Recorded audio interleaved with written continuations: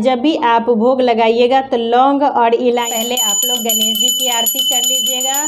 नमस्ते फ्रेंड्स, मैं खुशबू मिश्रा स्वागत करती हूं अपने चैनल खुशबू मिश्रा ब्लॉग में। कैसे हैं आप सब? मुझे कमेंट में जय माता दी जरूर लिखिएगा। और आज इस वीडियो में जानेंगे नवरात्रि पूजा की आसान विधि, पूजा का शुभ मुहूर्त क्या है, माता को कौन सी एक श्रृंगार की सामग्री है जो जरूर चढ़ानी चाहिए। बहुत सारी जानकारी आपको इस वीडियो में मिलेगी। इससे पहले अगर आपने मेरे चैनल को अभी तक सब्सक्राइब नहीं किए हैं तो इसे सब्सक्राइब कर लीजिए, बेल आइकन को ज़रूर प्रेस कीजिए जिससे वीडियो की नोटिफिकेशन आप लोग के पास सबसे पहले पहुंचे।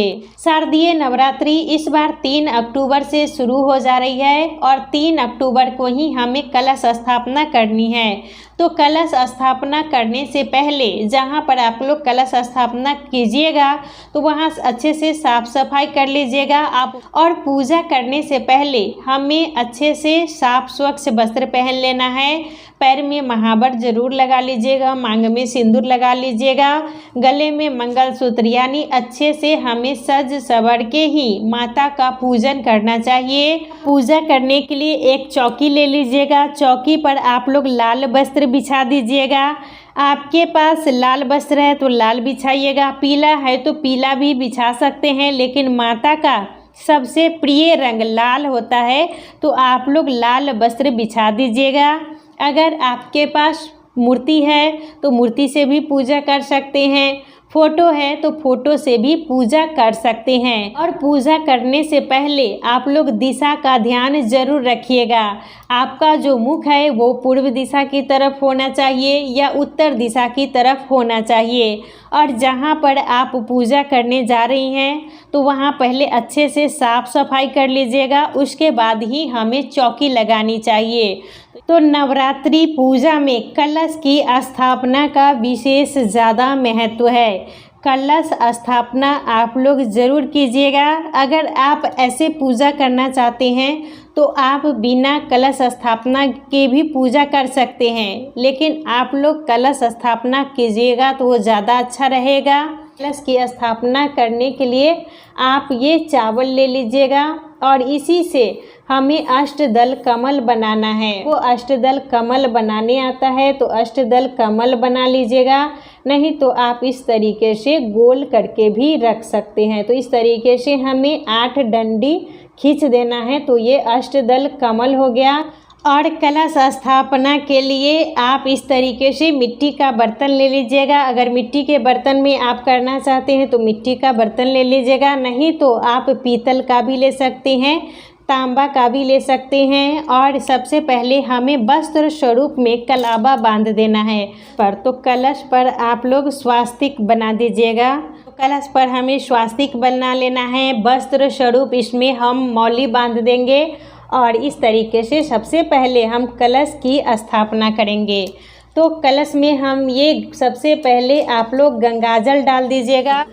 और कलश में रखने के लिए ये हम सुपारी ले लेंगे, ये सिक्का है, ये लौंग, इलायची और ये हल्दी की गांठ। अगर आपके पास हल्दी की गांठ है तो हल्दी की गांठ रख दीजिएगा, नहीं है तो आप पिसी हुई हल्दी भी डाल सकते हैं। तो यही 5 सामग्री हम कलश में डालेंगे और एक ये फूल डाल दीजिएगा।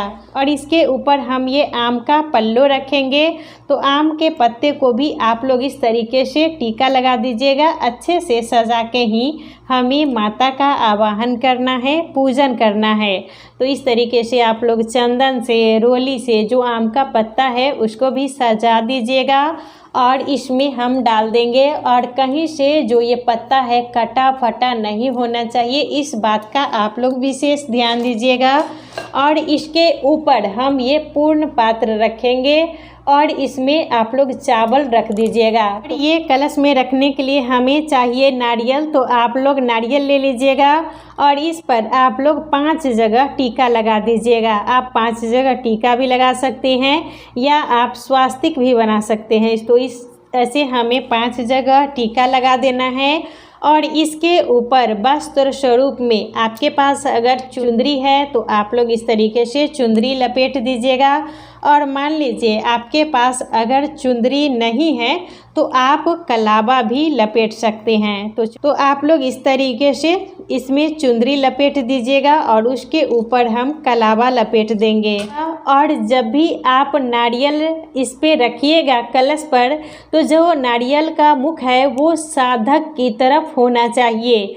तो आप लोग नारियल रखते समय इस बात का विशेष ध्यान दीजिएगा। जो नारियल का ये मुख है, जो इसमें 3 आँख रहता है, वो साधक की तरफ होना चाहिए। और आप इस तरीके से भी नारियल रख सकते हैं। और अगर आपके यहाँ ऐसे रखा जाता है सीधा करके, तो आप ऐसे भी रख सकते हैं। जब आप इस तरीके से सीधा करके नारियल रखिएगा, तो जो ये नारियल का मुख है वो ऊपर की तरफ होना चाहिए। यहाँ पर हम गणेश जी की स्थापना कर लिए हैं। अगर आपके पास मूर्ति है तो मूर्ति को रख दीजिएगा। अगर आपके पास मूर्ति नहीं है तो कलावा को लपेट के हम सुपारी में गणेश जी बनाएंगे। और पान के पत्ते पर ही आप लोग गणेश जी को रखिएगा। और ये दीपक है, तो आप इस दिन अगर अखंड दीपक जलाना चाहते हैं तो अखंड दीपक भी जला सकते हैं। अगर आप अखंड दीपक नहीं जलाना चाहते हैं तो आप नहीं जलाइएगा। कोई ज़रूरी नहीं है कि हम कलश स्थापना करेंगे तो अखंड दीपक जलाएंगे ही।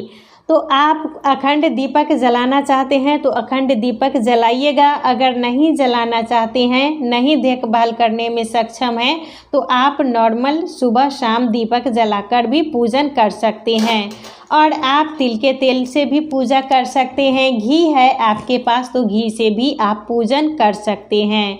और इस पूजा में ज्वारे उगाने का विशेष ज़्यादा महत्व है। तो आप लोग मिट्टी ले लीजिएगा और इसको अच्छे से हमें मिट्टी को छान लेना है। और इसमें इस तरीके से जौ डाल दीजिएगा। जौ को 2-3 घंटा आप पहले से ही फूलने के लिए रख दीजिएगा। इससे जो आपके ज्वारे होंगे वो बहुत ज़्यादा अच्छे उगेंगे। थोड़ा सा हमें इसके ऊपर से इस तरीके से जल डाल देना है। आप इस तरीके से ज्वारे उगाने के लिए जौ डाल दीजिएगा और इसमें हमें मौली बांध देना है। और थोड़ा सा हमें चावल का आसन देके इस तरीके से हम ज्वारे रख देंगे। जब आप कलश की स्थापना कीजिएगा तो माता के दाहिने साइड में करना है और ज्वारे रखिएगा तो बाएं साइड में रखना है। अगर आप दोनों साथ में रखना चाहते हैं तो आप दाहिने साइड में ही रखिएगा। और आप तिल के तेल का दीपक जलाते हैं तो बाएं साइड में रखिएगा। अगर घी का जलाते हैं तो माता के दाहिने साइड में हमें रखना है। हम शुद्धिकरण करेंगे तो इस तरीके से आप लोग जल का छींटा देकर शुद्धिकरण कर लीजिएगा। और अपने ऊपर भी हमें जल का छींटा दे देना है। तो और पूजा का साक्षी दीपक होता है, तो सबसे पहले हम दीप प्रज्वलित करेंगे और माता को हम इस तरीके से चुंदरी देंगे। हाथ में अक्षत और फूल लेकर माता रानी का आवाहन करना है। माता रानी, कलश के जितने देवी देवता हैं, गणेश जी आप लोग आइए और मेरा जो व्रत है, पूजा है, वो संपन्न कीजिए। और जिस तरीके का आप व्रत करना चाहती हैं, पूजा करना चाहती हैं, तो आप लोग संकल्प ज़रूर ले लीजिएगा। और ये जो अक्षत फूल है हम इस तरीके से गणेश जी कलश के पास और यहाँ पर माता रानी के पास छोड़ देंगे।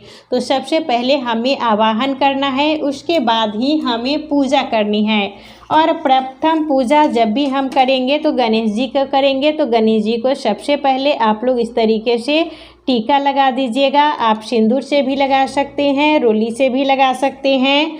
और वस्त्र स्वरूप में हम कलावा समर्पित करेंगे। ओम गण गणपते नमः, ओम गण गणपते नमः। सबसे प्रथम पूजा गणेश जी की होती है। और उसके बाद ये हम जनेऊ चढ़ा देंगे। ये फूल है तो गणेश जी को हम ये फूल चढ़ाएंगे। और ये अक्षत हो गया तो हम अक्षत चढ़ा दिए हैं। ये दुर्वा है तो गणेश जी की पूजा में हमें दुर्वा ज़रूर चढ़ाना चाहिए। गणेश जी को दुर्वा बहुत ज़्यादा प्रिय है तो गणेश जी को दुर्वा चढ़ाएंगे। ये गुड़हल का फूल, आपको लाल फूल मिले तो वो भी चढ़ाइएगा। गणेश जी का पूजन करने के बाद हम कलश का पूजन करेंगे। तो इस तरीके से कलश के ऊपर भी आप इस तरीके से 3 बार या 5 बार टीका लगा दीजिएगा। यहाँ पर हमें ऊपर में भी नारियल पे 3 बार या 5 बार टीका लगा देना है। लोग कलश के पास भी फूल चढ़ा दीजिएगा, इस पर भी फूल चढ़ा दीजिएगा। माता को हम यहाँ पर सिंदूर का टीका लगाएंगे।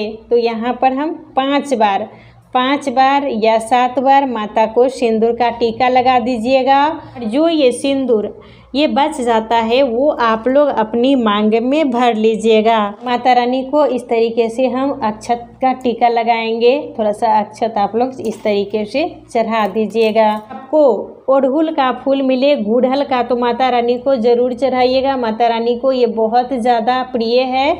और ये मेरा फूल थोड़ा सा मुरझा गया है क्योंकि हम सुबह में ही तोड़ कर रखे हुए थे।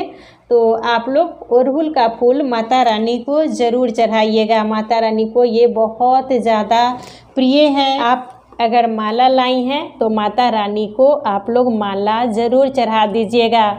और आर्टिफिशियल भी आप पहना सकती हैं। अगर आपके पास इस तरीके से गेंदे का माला है तो गेंदे का पहना दीजिएगा। और माला आप प्रतिदिन जब आप पूजा कीजिएगा तो आपको बदल देना है। ये श्रृंगार की सामग्री है तो प्रथम दिन हमें माता को श्रृंगार की सामग्री ज़रूर चढ़ानी चाहिए। और मान लीजिए अगर आप प्रथम दिन नहीं चढ़ा पा रहे हैं तो आप दूसरे दिन भी चढ़ा सकते हैं। तो श्रृंगार की सामग्री में चूड़ी, सिंदूर, बिंदी, महावर, अगर आप 16 श्रृंगार का सामान चढ़ाना चाहती हैं तो 16 श्रृंगार का भी चढ़ा सकते हैं, नहीं तो आप 3 सामग्री भी चढ़ा सकती हैं। और जो ये श्रृंगार का सामान है जो हम प्रथम दिन चढ़ाते हैं वो पंडित जी को दान करते हैं। हमें अपने लिए अष्टमी के दिन चढ़ाना चाहिए। अगर आप प्रतिपदा को भी यानी प्रथम दिन चढ़ाना चाहती हैं तो आप अपने लिए अलग चढ़ाइएगा। और जो ये रखी हैं वो दान किया जाता है तो पंडित जी के लिए अलग रखना चाहिए और अपने लिए अलग रखना चाहिए। अगर आप प्रथम दिन अपने लिए नहीं चढ़ाती हैं तो आप अष्टमी के दिन ज़रूर चढ़ाइएगा।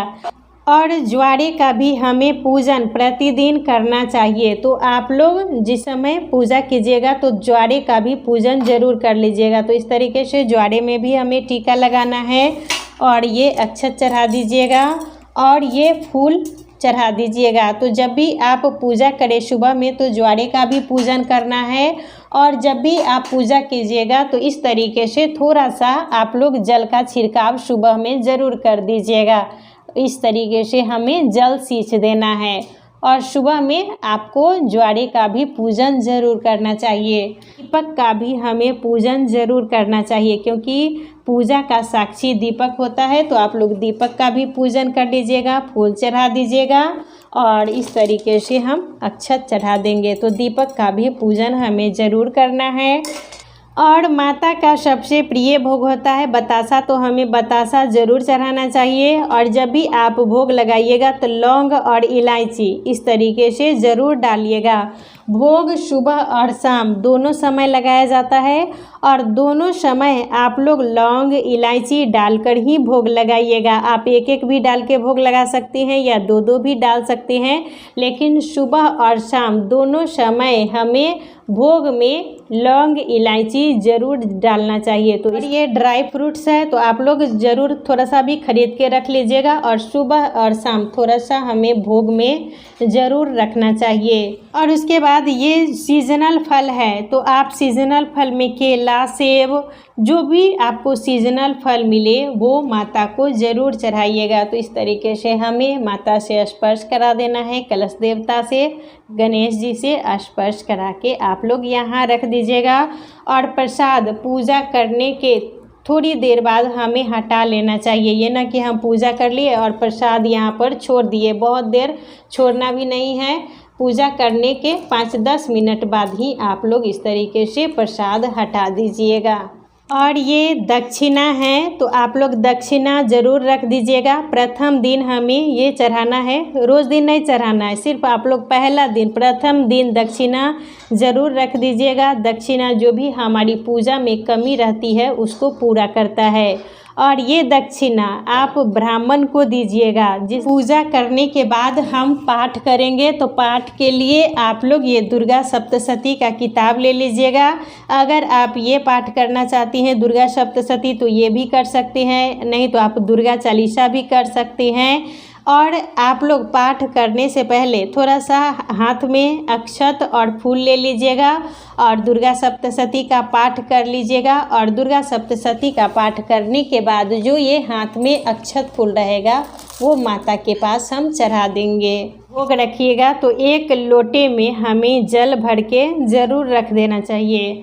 और माता रानी को ये एक चीज़ आप लोग ज़रूर चढ़ाइएगा। ये इत्र है तो आपको इत्र ज़रूर चढ़ाना चाहिए। तो आप लोग इस तरीके से माता रानी के वस्त्र में लगा दीजिएगा और थोड़ा सा हमें छिड़काव ज़रूर कर देना चाहिए। तो आप इस तरीके से कलश पर भी छिड़क दीजिएगा और माता रानी के वस्त्र में भी लगा दीजिएगा। ये एक चीज़ आप लोग पूजा के लिए ज़रूर खरीद लीजिएगा। और इत्र माता को सुबह में जब आप पूजा कीजिएगा तो ज़रूर लगाइएगा। पूजा करने के बाद हमें आरती कर लेनी है। अगर आप लोग अग्यारी करना चाहते हैं तो हवन करना चाहते हैं तो आप लोग पहले हवन कर लीजिएगा और हवन करने के बाद ही हमें आरती करनी चाहिए। तो सबसे पहले आप लोग गणेश जी की आरती कर लीजिएगा, उसके बाद हमें माता रानी की आरती करनी है। और इस आरती करने के बाद हमें आचमन ज़रूर करना चाहिए। तो इस तरीके से आप 3 बार या 5 बार जल घुमाकर आचमन कर दीजिएगा। आचमन करने से ही हमारा जो भोग होता है वो माता को समर्पित होता है। तो माता रानी से क्षमा प्रार्थना कर लेनी है। जो भी हमसे पूजा में भूल चूक हो गई हो माता रानी मुझे क्षमा करें। और इसी तरह मेरे जीवन पर, मेरे घर में आप कृपा दृष्टि बनाए रखें। मेरी जो पूजा है, व्रत है, वो संपन्न कीजिए। पूजा का शुभ मुहूर्त है 3 अक्टूबर को सुबह में 6:15 से लेकर 7:22 तक। और अभिजीत मुहूर्त है सुबह में 11:46 से लेकर 12:33 तक। हमें इसी शुभ मुहूर्त में माता रानी का पूजन कर लेना चाहिए और इन्हीं सब नियमों का पालन ज़रूर करना चाहिए। और भोग आप सुबह और शाम दोनों समय ज़रूर लगाइएगा। और जब भी भोग लगाइएगा तो लौंग और इलायची ज़रूर डालिएगा। तो हमें इन्हीं सब नियमों का पालन ज़रूर करना चाहिए। तो आज का वीडियो यहीं तक था। फिर मिलूँगी एक नए वीडियो में। वीडियो अच्छा लगे तो आप लोग इसे लाइक ज़रूर कीजिएगा, मेरे चैनल को सब्सक्राइब कीजिएगा। फिर मिलूँगी एक नए वीडियो में। तब तक के लिए नमस्कार। जय माता दी।